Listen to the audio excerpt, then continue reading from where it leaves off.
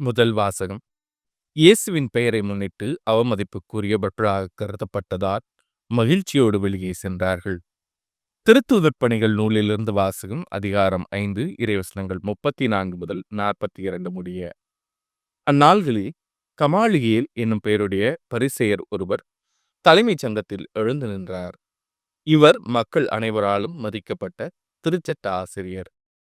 திருத்தூதரை சிறிது நேரம் வெளியே போகும்படி ஆணையிட்டு அவர் சங்கத்தாரை நோக்கி கூறியது: இஸ்ரேல் மக்களே, இந்த மனிதர்களுக்கு நீங்கள் செய்ய எண்ணியுள்ளதை குறித்து எச்சரிக்கையாயிருங்கள்.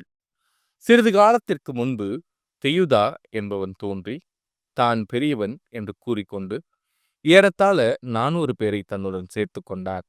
ஆனால் அவன் கொல்லப்பட்டார். அவனை பின்பற்றிய அனைவரும் சிதறிப்போகவே அந்த இயக்கம் ஒன்றுமில்லாமல் போயிற்று. அவற்றுக்கு பின்பு மக்கள் தொகை கணக்கிடப்பட்ட நாள்களில் கலிலேயலான யூதா என்பவன் தோன்றி தன்னோடு சேர்ந்து கிளர்ச்சி செய்யும்படி மக்களை தூண்டினான். அவனும் அழிந்தான். அவனை பின்பற்றிய மக்கள் அனைவரும் சிதறிப்போயினர். ஆகவே இப்போது நீங்கள் இம்மனிதர்களை விட்டுவிடுங்கள் என நான் உங்களுக்கு கூறுகிறேன். இவர்கள் காரியத்தில் நீங்கள் தலையிட வேண்டாம். இவர்கள் திட்டமும் செயலும் மனிதரிடமிருந்து வந்தவை என்றால் அவை ஒளிந்து போகும். அவை கடவுளை சார்ந்தவை என்றால் நீங்கள் அவற்றை ஒழிக்க முடியாது. நீங்கள் கடவுளோடு போரிடுபவர்களாகவும் ஆவீர்கள். அவர் கூறியதை சங்கத்தார் ஏற்றுக்கொண்டனர். பின்பு அவர்கள் திருத்தூதர்களை அழைத்து அவர்களை நையப் புடைத்து இயேசுவை பற்றி பேசக்கூடாது என்று கட்டளையிட்டு விடுதலை செய்தனர். இயேசுவின் பெயரை முன்னிட்டு அவமதிப்புக்கு உரியவர்களாக கருதப்பட்டதால் திருத்தூதர்கள் மகிழ்ச்சியோடு தலைமைச் சங்கத்தை விட்டு வெளியே சென்றார்கள். அவர்கள் நாள்தோறும் கோவிலிலும் வீடுகளிலும் தொடர்ந்து கற்பித்து இயேசு கிறிஸ்துவை பற்றிய நற்செய்தி அறிவித்து வந்தார்கள். இது ஆண்டவரின் அருள்வாக்கு. இறைவா, உமக்கு நன்றி. பதிலுரைப்பாடு. ஆண்டவரின் இல்லத்தில் நான் குடியிருக்க வேண்டும். ஆண்டவரே என் ஒளி, அவரே என் மீட்பு. யாருக்கு நான் அஞ்ச வேண்டும்? ஆண்டவரே என் உயிருக்கு அடைக்கலம். யாருக்கு நான் அஞ்சி நடுங்க வேண்டும்? ஆண்டவரின் இல்லத்தில் நான் குடியிருக்க வேண்டும். நான் ஆண்டவரிடம் ஒரு விண்ணப்பம் செய்தேன். அதையே நான் நாடித் தேடுவேன். ஆண்டவரின் இல்லத்தில் என் வாழ்நாள் எல்லாம் நான் குடியிருக்க வேண்டும். ஆண்டவரின் அழகை நான் காண வேண்டும். அவரது கோவிலில் அவரது திருவுளத்தை கண்டறிய வேண்டும். ஆண்டவரின் இல்லத்தில் நான் குடியிருக்க வேண்டும். வாழ்வோரின் நாட்டினிலே ஆண்டவரின் நலன்களை காண்பேன் என்று நான் இன்னும் நம்புகின்றேன். நெஞ்சே, ஆண்டவருக்காக காத்திரு, மன உறுதி கொள். உன் உள்ளம் வலிமை பெறட்டும். ஆண்டவருக்காக காத்திரு. ஆண்டவரின் இல்லத்தில் நான் குடியிருக்க வேண்டும். நற்செய்தி வாசகம். அப்பங்களை பகிர்ந்தளித்தார்.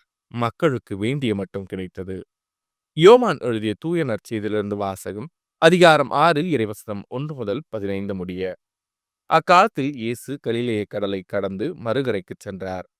அதற்கு திபேரிய கடல் என்றும் பெயர் உண்டு. உடல்நலம் அற்றோருக்கு அவர் செய்து வந்த அரும் அடையாளங்களைக் கண்டு மக்கள் பெருந்திரளாய் அவரை பின்தொடர்ந்தனர். இயேசு மலைமேல் ஏறி தம் சீடரோடு அமர்ந்தார். யூதருடைய பாஸ்கா விழா அண்மையில் நிகழவிருந்தது. இயேசு நிமிர்ந்து பார்த்து மக்கள் பெருந்திரளாய் அவரிடம் வருவதைக் கண்டு, இவர்கள் உண்பதற்கு நாம் எங்கிருந்து அப்பம் வாங்கலாம் என்று பிலிப்பிடம் கேட்டார்.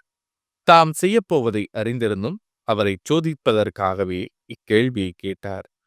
பிலிப்பு மறுமொழியாக, 200 தெனாரியத்துக்கு அப்பம் வாங்கினாலும் ஆளுக்கு ஒரு சிறு துண்டும் கிடைக்காதே என்றார். அவருடைய சீடருள் ஒருவரும் சீமோன் பேதுருவின் சகோதரருமான அந்திரேயா, இங்கே சிறுவன் ஒருவன் இருக்கிறான். அவனிடம் 5 வாற்கோதுமை அப்பங்களும் 2 மீன்களும் உள்ளன. ஆனால் இத்தனை பேருக்கு அவை எப்படி போதும் என்றார். இயேசு மக்களை அமரச் செய்யுங்கள் என்றார்.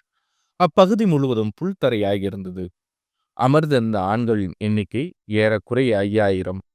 இயேசு அப்பங்களை எடுத்து கடவுளுக்கு நன்றி செலுத்தி அமர்ந்திருந்தோருக்கு கொடுத்தார். அவ்வாறே மீன்களையும் பகிர்ந்தளித்தார். அவர்களுக்கு வேண்டிய மட்டும் கிடைத்தது. அவர்கள் வயிறார உண்டபின் ஒன்றும் வீணாகாதபடி எஞ்சிய துண்டுகளை சேர்த்து வையுங்கள் என்று தம் சீடரிடம் கூறினார். மக்கள் உண்டபின் 5 வாற்கோதுமை அப்பங்களிலிருந்து எஞ்சிய துண்டுகளை சேர்த்து சீடர்கள் 12 கூடைகளை நிரப்பினார்கள். இயேசு செய்த இந்த அரும் அடையாளத்தை கண்ட மக்கள், உலகிற்கு வரவிருந்த இறைவாக்கினர் உண்மையில் இவரே என்றார்கள். அவர்கள் வந்து தம்மை பிடித்து கொண்டு போய் அரசராக்கப் போகிறார்கள் என்பதை உணர்ந்து இயேசு மீண்டும் தனியாய் மலைக்குச் சென்றார். இது ஆண்டவரின் அருள்வாக்கு. கிறிஸ்துவே உமக்கு புகழ்.